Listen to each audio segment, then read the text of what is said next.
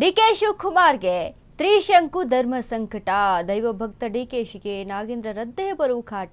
ಈಗಾಗಲೇ ಒಂದು ಕಡೆ ಸಚಿವ ಸಂಪುಟ ವಿಸ್ತರಣೆಯ ಸರ್ಕಸ್ ಮುಗಿತು. ಇದೀಗ ಖ್ಯಾತೆ ವಿಚಾರಕ್ಕೆ ಸಂಬಂಧಪಟ್ಟಂತೆ ಕೂಡ ಡಿಕೆ ಶಿವಕುಮಾರ್ ಮುಂದೆ ಹಲವಾರು ಸವಾಲುಗಳು ಇರುವಂತದ್ದು. ಇನ್ನು ಬಿ ನಾಗೇಂದ್ರಿಗೆ ಅವಕಾಶವನ್ನ ಮಾಡಿಕೊಟ್ಟಿರುವಂತಹ ಡಿಕೆ ಶಿವಕುಮಾರ್ ತನ್ನ ಕ್ಯಾಬಿನೆಟ್ನಲ್ಲಿ ಬಿ ನಾಗೇಂದ್ರಿಗೆ ಸಚಿವ ಸ್ಥಾನವನ್ನ ಕೊಟ್ಟಿದ್ದಾರೆ. ಆದರೆ ಸಂಪುಟದಲ್ಲಿ ಇಟ್ಕೊಂಡ್ರೆ ಕಷ್ಟ, ತೆಗೆದ್ರೂ ಕೂಡ ಕಷ್ಟ ಅನ್ನುವಂಥ ನಿಟ್ಟಿನಲ್ಲಿ ಡಿಕೆಶಿ ಏನು ಮಾಡೋದು, ಯಾರಿಗೆ ಹೇಳೋದು ಅಂತ ತಲೆನೋವಾಗಿದೆ. ಡಿಕೆಶಿಗೆ ಕ್ಯಾಬಿನೆಟ್ನದ್ದೇ ದೊಡ್ಡ ತಲೆನೋವು. ನಾಗೇಂದ್ರ ವಿಚಾರ ದೋಸ್ತಿಗೆ ಮತ್ತೊಂದು ಅಸ್ತ್ರ. ನಾಗೇಂದ್ರ ರಾಜೀನಾಮೆಗೆ ಬಿಜೆಪಿ ಜೆಡಿಎಸ್ ಪಟ್ಟನ್ನ ಹಿಡಿದಿದ್ದಾರೆ. ರಾಜೀನಾಮೆ ಪಡೆಯೋವರೆಗೂ ಕೂಡ ನುಂಗಂಗಿಲ್ಲ ಉಳಿಯಂಗಿಲ್ಲ ಅಂತಾಗಿದೆ ಸಿಎಂ ಸ್ಥಿತಿ.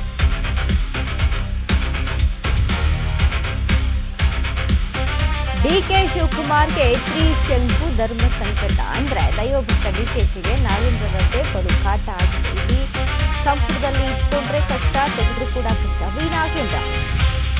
ಬಿ ನಾಗೇಂದ್ರ ವಿಚಾರಕ್ಕೆ ಸಂಬಂಧಪಟ್ಟಂತೆ ವಾಲ್ಮೀಕಿ ಹಗರಣದಲ್ಲಿ ಬಿ ನಾಗೇಂದ್ರ ಹೆಸರು ಏನು ಕೇಳಿಬಂದಿತ್ತೋ, ಬಹುಕೋಟಿ ಹಗರಣ. ಸ್ವತಃ ನಾಗೇಂದ್ರ ಕೂಡ ಅದನ್ನ ಸದನದಲ್ಲಿ ಒಪ್ಕೊಂಡಿದ್ರು, ಎಷ್ಟು ಹಗರಣ ಆಗಿದೆ ಅಂತ.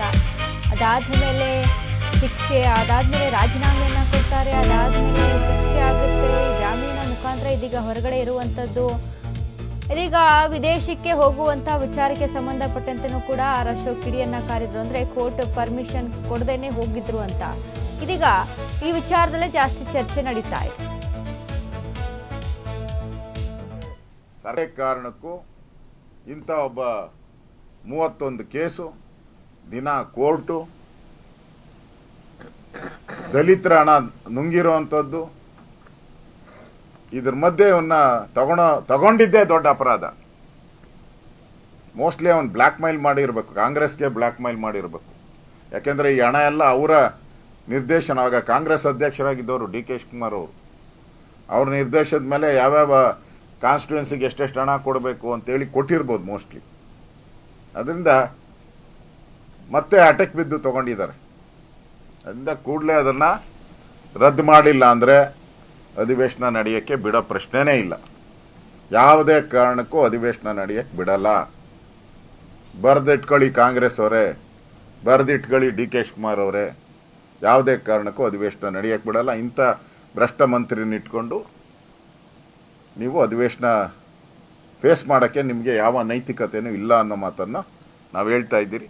ಉಳಿದಂಥ ಅಧಿವೇಶನದಲ್ಲಿ ಏನೇನು ಚರ್ಚೆ ಮಾಡಬೇಕು ಅದೆಲ್ಲ ಈಗಾಗಲೇ ಮೊನ್ನೆ ನಡೆದಂಥ ನಮ್ಮ BJP ಪ್ರಮುಖರ ಸಭೆ ಮತ್ತು JDS ಜೊತೆ ನಡೆದ ತೀರ್ಮಾನ ಮಾಡಿದ್ದೀರಿ. ಅದರಲ್ಲಿ ಬಿಡದಿನೂ ತೊಗೊತೀರಿ.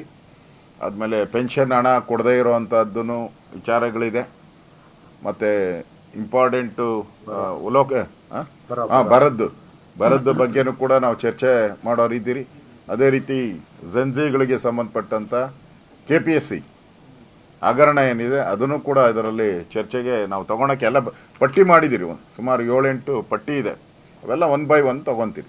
ಅದಕ್ಕೆ ಸರ್ಕಾರಕ್ಕೆ ಏನಾದರೂ ಕರೆಕ್ಟಾಗಿ ಅಧಿವೇಶನ ನಡೆಸ್ಬೇಕು. ಯಾಕಂದ್ರೆ ಅವ್ರ ಜವಾಬ್ದಾರಿ, ನಡೆಸೋವಂಥದ್ದು ಅವ್ರ ಜವಾಬ್ದಾರಿ ಇದೆ. ಅದಕ್ಕೆ ನಡೆಸಬೇಕು ಅಂತ ಹೇಳಿದ್ರೆ ನೀವು ಕೂಡಲೇ ಈಗಲೇ ಇವತ್ತೇ ಅವ್ರನ್ನ ಕೈ ಬಿಡಿ.